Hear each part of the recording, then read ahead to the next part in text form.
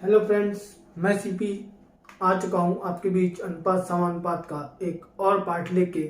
और आज क्वेश्चन कुछ अलग हैं, छोटे छोटे क्वेश्चन हैं। ये छोटे छोटे क्वेश्चन पढ़ने के बाद दिमाग को कभी कभी तो घुमा देते हैं।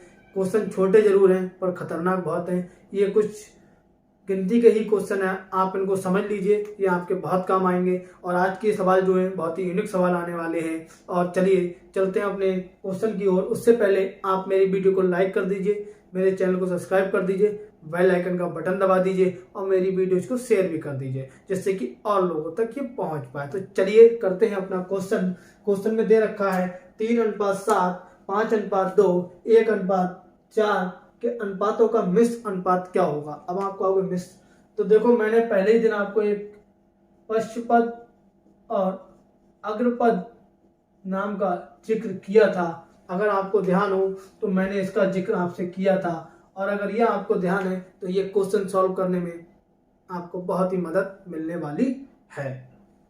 तो चलिए आइए करते हैं इस सवाल को। तो देखिए यहाँ पे ये अनुपात दे रखा है ऐसे करके, ठीक है। तो इसमें भैया ये तो है अग्रपद, ये है अग्रपद, और ये भी आपका अग्रपद है, और ये भी आपका अग्रपद है।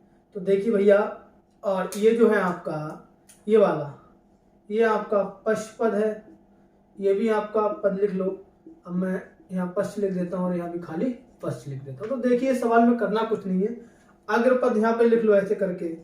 उसके सामने देखो पहला ये है, दूसरे की मल्टीप्लाई अग्र की कर लो और इसकी मल्टीप्लाई कर लो। कितना आ गया, 3 पंजे 15। ऐसा ही हमको करना है पश्चपद में। देखिए 7 इंटू 2 इंटू 4, तो 7 दूनी 14, 14 चौका 56। ये आ गया।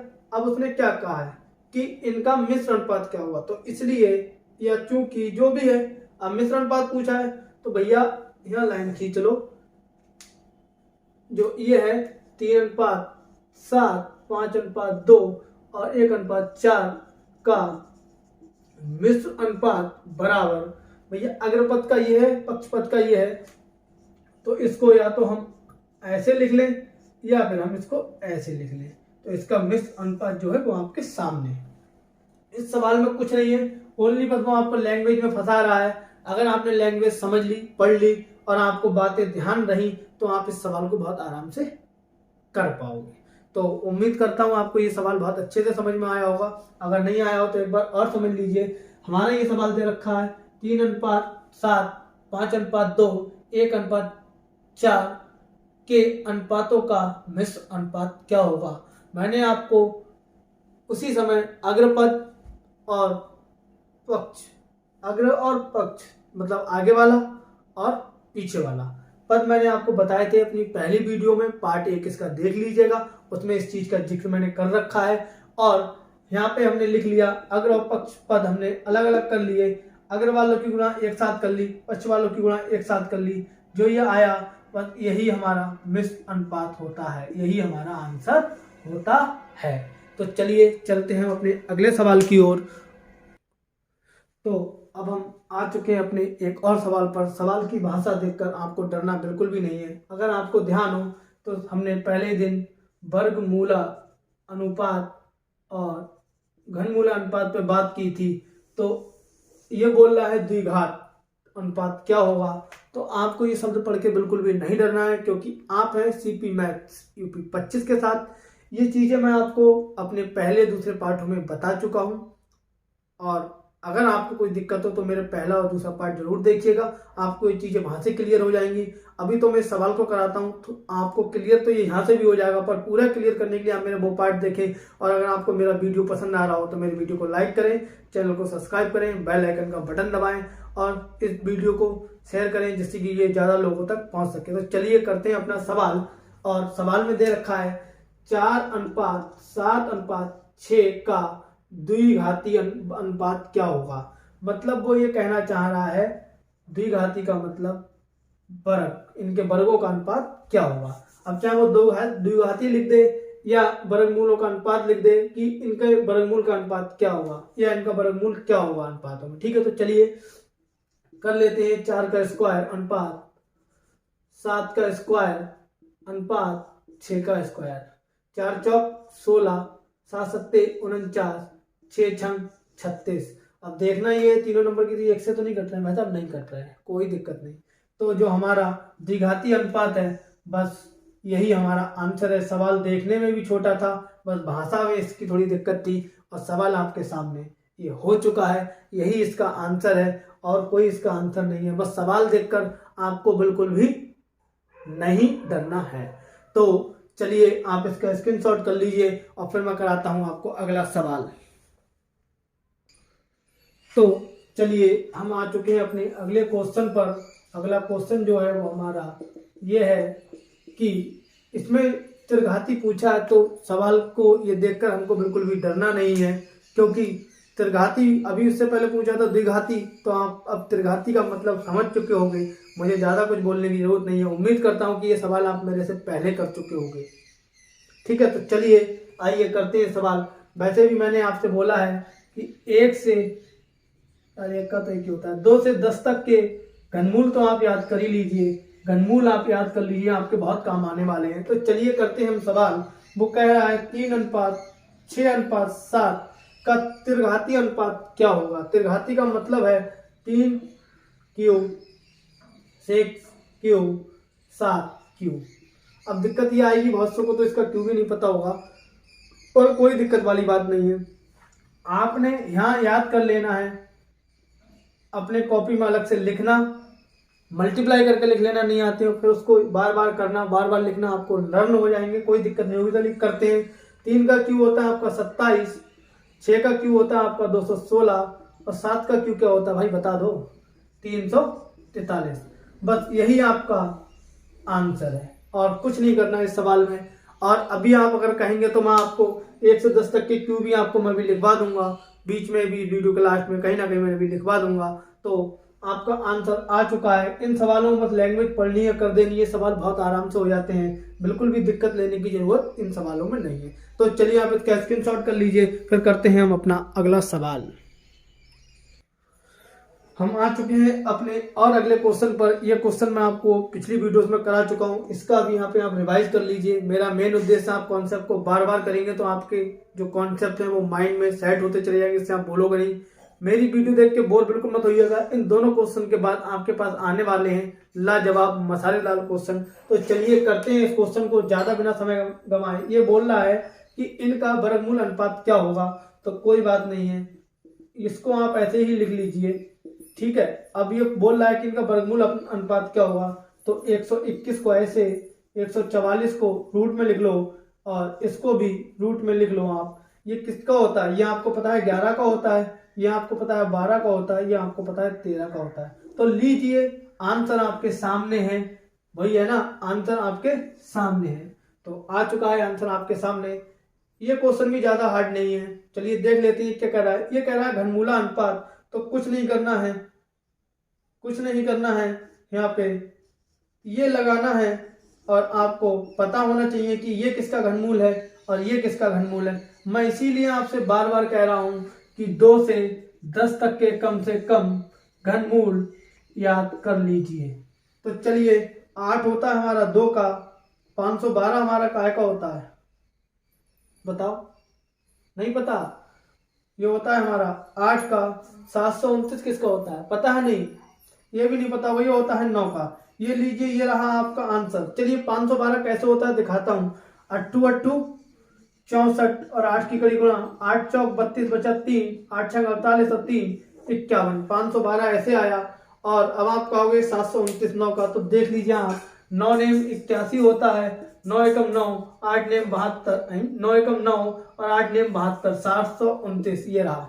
ठीक है, तो उम्मीद करता हूं आपको मेरी ये वीडियोज पसंद आ रही होंगी, मेरे सवाल भी पसंद आ रहे होंगे, मेरा समझाने का तरीका भी पसंद आ रहा होगा। हो सकता है कि आप बोर हो रहे हो, और हो सकता है कि आप अगर बोर नहीं भी हो रहे हो। अगर आप बोर हो रहे हो तो समझ लेना मैथ आपको अच्छे से समझ में आ रही है, और अगर बोर नहीं हो रहे हो तो समझ लेना मैथ आपको बहुत अच्छे से समझ में आ रही है। तो चलिए आप इसका स्क्रीनशॉट ले लीजिए, चलते हैं हम अपने अगले सवाल की तरफ। तो चलिए हम अपने अगले सवाल की ओर चलने से पहले मैं आपको कुछ सहूलियत दे देता हूं, जिससे कि मैं बार बार कह रहा हूं कि आप इनके वर्गमूल याद कर लो। आप तो करोगे नहीं, क्योंकि चलो मैं ही लिखा देता हूँ, क्योंकि मैं अपनी तैयारी के टाइम पे मैं भी आलसी था, तो मैं ही अपनी तरह सबको समझता हूँ। तो जब मैं लिखा देता हूँ तो आप कम से कम याद तो कर लोगे। मैं आपको आलसी नहीं बोल रहा हूँ, मैंने खुद को आलसी बोला है कि मैं अपनी तैयारी के टाइम पे मैं ही आलसी था। तो जब मैं आलसी था तो मैं सोचता हूँ कि आप लोगों को सारी चीजें लिखी लिखाई मिल जाए तो वो ज्यादा बेहतर है। देखिए 2 का क्यूब कितना होता है, 2 का 8 होता है, ये तो बच्चे बच्चे को पता है, आपको भी पता है। 3 का कितना होता है 81, अरे नहीं होता है, 3 का 27 होता है। 4 का कितना होता है भाई, 4 का बोल गया, 4 चौक 16, 16 चौके 64। तो भाई 5 का कितना होगा, 5 का 625 मत लिखना, 5 का होता है 125। तो चलो आप तब तक इसको करो रिवाइज और मैं करता हूं अगले। और चलिए तो आप अब लिखिए यहाँ पे, क्या कहते हैं, यहाँ पे आप लिख लीजिए 6 का भी यही लिख लीजिए, यहाँ आपको दिख जाएगा। 6 का होता है आपका कितना होता है, 6 का तो इतनी देर से लगातार कर रहे हो ना, 216 होता है। तो चलिए और अब करते हैं आगे हम 7 का भैया आलू प्याज नहीं बिक रहा है मंडी में कि 7 का मैं कह रहा हूँ, यहाँ 7 का घनमूल की बात चल रही है, ना कि मैं 7 का कह रहा हूँ। तो आप सोच रहे हो कि आलू ले लो, प्याज ले लो, भिंडी टमाटर ले लो, ऐसा कुछ नहीं हो रहा है। यहाँ मैं आपको बता रहा हूँ, ठीक, ये होता है 343। ठीक है, अब बात करते हैं हम 8 की, और हम बात करते हैं अपने 9 की, और हम बात करते हैं 10 की। तो चलिए भैया यहाँ तक एक बार हो गया तो रिवाइज कर लेते हैं। 2 का घनमूल 8 होता है, 3 का 27 होता है, 4 का 64 होता है, और 5 का कितना होता है 125 होता है, 6 का 216 होता है, 7 का 343 होता है। तो भैया 8 का कितना होगा, तो भैया 8 का होगा आपका 512, और अभी 9 का करा है 729। और भैया इसमें तो 3 लड्डू बढ़ा दो ऐसे करके, ये हो गया इसका घनमूल। चलिए तो फिर अब अगला भी कर लें हम, तो करते हैं अगला घनमूल 11 का होता है। ये 11 का बड़ा इंपॉर्टेंट है, याद रखना, पेपर में बड़े कमाल से आता है 13 31 लिख के। तो चलिए जब हम 12 तक पहुंच गए तो अपने 4 और बढ़ा लेते हैं, 15 तक पहुंच जाते हैं। तो भैया 12 का क्यूब, भैया 12 का क्यूब मुझे नहीं आता, तब तक आप मल्टीप्लाई करो, मैं आगे लिखता हूँ 13 का क्यूब, और फिर 14 का क्यूब, और 15 का क्यूब। तो भैया इतने ही बहुत होते हैं आपके लिए। तो चलिए पहले एक बार आप रिवाइज कर लीजिए, उसके बाद हम आगे लिख लेते हैं। देखो ये 10 का होता है 1000, 11 का होता है 1133। तो भैया 12 का कितना होगा, 12 का होगा आपका 2728 होगा, 2728 होगा। 13 का आपका होगा 2197 होगा, और 14 का आप मुझे बता सकते हो क्या होगा, कम से कम भाई एक तो बता दो, इतनी देर से मेहनत करे जा रहा हूँ, किसी एक का तो कमेंट नहीं आ रहा है। तो भैया 14 का होगा 2744। और भैया अब हमारा बचता है 15 का। 15 का आप लोग यहाँ खुद कर लेना, लास्ट का मैंने लिख दिया है, शुरू का आप लिख लेना। मुझको नहीं पता शुरू का क्या होगा, चलो एक और लिख देता हूँ। अब मुझको नहीं पता कि इसके आगे क्या होगा, तो चलो इसके आगे अब मैं लिख ही देता हूँ, बता दिया आपको। यहाँ तक के घनमूल याद कर लेने, एक बार आप इसका स्क्रीनशॉट ले लो, तो उसके बाद एक बार इसको कर लेते हैं रिवाइज। तो चलिए भैया बोल देते हैं 2 का क्या होगा, 2 का क्यूब क्या होगा। वो कहते हैं ना भैया करेले का भाव तुरई का भाव, तो आओ ले लेते हैं आज इसका घनमूल, और इसका घनमूल क्या होगा भाई, क्या होगा। तो चलिए भाई क्या होगा, 2 का होगा 8, 3 का होगा 27, 4 का होगा 64, 5 का होगा आपका 125, 6 का 216, 7 का मैंने लिख दिया है, 8 का लिख दिया, 9 का होगा 729, 10 का होगा 3 लड्डू के साथ 1000, 11 का होगा 13 31, और 12 का 2728, और 13 का जो है आपका 2197, 14 का 2744, और 15 का 3375। भैया घनमूल ले लो, घनमूल ले लो, घनमूल ले लो, यहाँ से आप लोग घनमूलों की संख्या ले लो और कर लेना याद। तो चलिए अब मैं चलता हूँ अगले क्वेश्चन की ओर। तो चलो अब हम करते हैं अपने ये सवाल। अभी आपने 2 से 15 तक के घनमूल आपको मिल चुके हैं, तो आप उनको याद कर लीजिएगा, ठीक है। और ख़ास तौर से 11 का 1331, 12 का 1728, 1000 किसका होता है 10 का होता है, 729 9 का होता है, 216 आपका 6 का होता है, 512 8 का होता है, 125 5 का होता है, 343 आपका किसका होता है 7 का होता है। और ऐसे ही आप और भी याद कर लीजिएगा, जिससे कि आगे आपको दिक्कत ना पड़े। 15 का आपका कितना था 3375 था, ऐसे ही कुछ था, ठीक है, देख लीजिएगा, आप सब याद कर लीजिएगा। तो चलिए हमारा जो ये क्वेश्चन है अब इसको करते हैं। वैसे तो ये आपको रिवाइज में ही ये वाला क्वेश्चन, इस तरह का क्वेश्चन मैं पहले करा चुका हूँ, पर बीच बीच में मैं इसलिए ले लेता हूँ कि आपको प्रैक्टिस छूटे ना।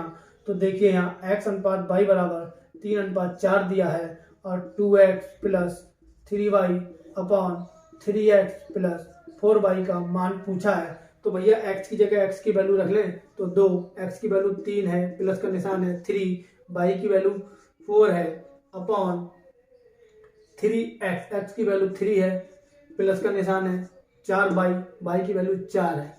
तो चलिए भैया कर लेते हैं, 2 तियाँ 6, 4 तियाँ 12 अपॉन 3 तियाँ 9, प्लस 4 चौक 16, 12 और 6 18, 9 और 16 कितना होता है 25। तो आपका जो आंसर है वो 18:25 जो आपका आंसर है। उम्मीद करता हूँ ये सवाल आपको समझ में आ गया होगा। तो चलिए करते हैं हम अपना अगला सवाल। तो चलिए हम आ गए अपने अगले सवाल पर। उम्मीद करता हूँ अब तक आपको जितने सवाल करे होंगे आपको मस्त और एकदम बढ़िया लग रहे होंगे। तो मेरी वीडियो को लाइक करिए, शेयर करिए। अब आइए करते हैं ये सवाल। इस सवाल में थोड़ा सा ध्यान देना, जब तक कि ये बेस एक सा नहीं होगा तब तक आप इस सवाल को नहीं कर सकते। तो चलिए करते हैं इस सवाल को। 49 की पावर 3.5 और 7 की पावर 5। तो भैया यहाँ 49 ये होता है 7 का स्क्वायर, तो इसको ऐसे लिख लिया, 3.5 पावर में दे दिया और 7 की पावर 5। तो भैया अब ये देखो 7 की पावर 2 जब बाहर जाएगी तो ये इसके साथ मल्टीप्लाई में हो जाएगी और ये 7 की पावर 5 रहेगी। जब इसकी गुणा करेंगे तो देखो ये पावर यहाँ आएगी 7 कैसे, 2 पंजे 10, 10 का 0 बचा, 1 2 3 6 1 7। तो 0.0 मतलब नहीं बनता, लगाइए ही मत, कोई दिक्कत नहीं। अब 7 की पावर 5 आपको पता है, इसको ऐसे भी लिख सकते हैं और बटे में करके लिख सकते हैं। जब ये बटे में आएगा तो ये पावर जब बटे से ऊपर आती है तो आपको पता है ये माइनस हो जाती है। तो 7 की पावर 7 - 5 और यहाँ बचेगा उस समय 1, क्योंकि बटे से ऊपर आएगा तो नीचे 1 बचता है।